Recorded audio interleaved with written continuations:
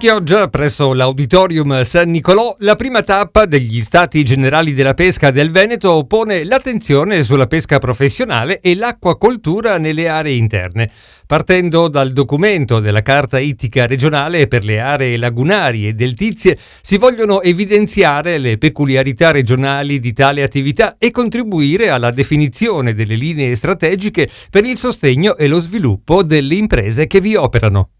Sì, un appuntamento molto atteso, non potevamo che partire da Chioggia, la nostra più grande marineria, tra le più grandi d'Italia, un appuntamento, come dicevo, che arriva dal 2014, quando ci furono gli ultimi Stati Generali della Pesca in Veneto, e che è anche una grande opportunità di confronto e di programmazione dell'attività futura. Certamente si tratta di mettere quello che è un settore, un comparto molto importante da un punto di vista occupazionale, economico e rispetto a tutta una filiera che vede il Veneto protagonista in Italia, rispetto a quelle che saranno le sfide del futuro, sfide che devono puntare su una sostenibilità intesa in un'ottica ampia, ovvero sostenibilità ambientale, sostenibilità economica ed occupazionale, questo mettendo sempre al centro i nostri pescatori, che noi diciamo sempre sono i custodi del mare e delle nostre lagune e sono i primi conoscitori dell'ambiente, i primi alleati per far sì che il futuro sia fatto di uno sviluppo sostenibile, il mare sia pescoso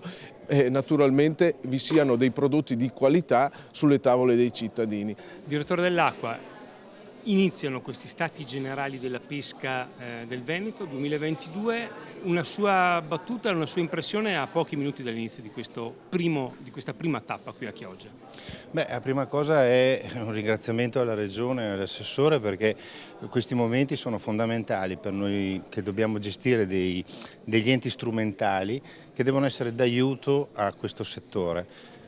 Diciamo che in questo periodo è inutile che lo diciamo tranquillamente, la pesca, l'acquacoltura, l'agricoltura in generale ha bisogno degli enti strumentali della Regione. Questi devono un pochettino cambiare il loro ruolo, dobbiamo essere più operativi e più sul territorio, quindi qual è il momento migliore per capire quali sono le vere esigenze. Questi 4 giorni ci devono dire quali sono le esigenze di questi settori. Giuseppe Cherubin della Regione Veneto, la Carta Ittica, un documento importante, vorrei quasi dire fondamentale, per partire e per programmare un futuro sostenibile per l'ittica e per la peschicoltura del Veneto.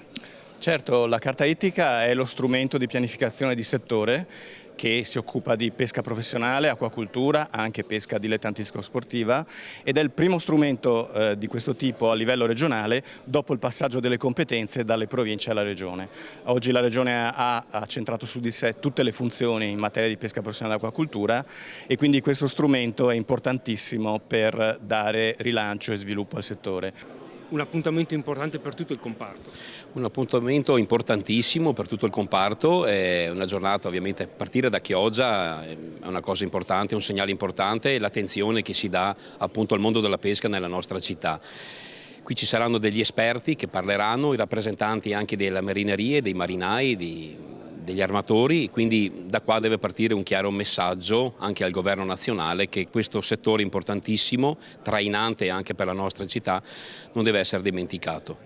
Gli Stati Generali della Pesca del Veneto 2022 sono un appuntamento importante per tutto il comparto, ma non solo per il comparto, perché comunque la pesca è un settore trainante per tutta l'economia del nostro paese. Sì, è un settore trainante e soprattutto interagisce con altri settori altrettanto strategici come il turismo e la valorizzazione dei nostri territori della fascia costiera. 2 elementi imprescindibili, siamo in un periodo di grande difficoltà, questa degli Stati Generali può essere un'occasione importante di riflessione, ma soprattutto di lancio di una visione della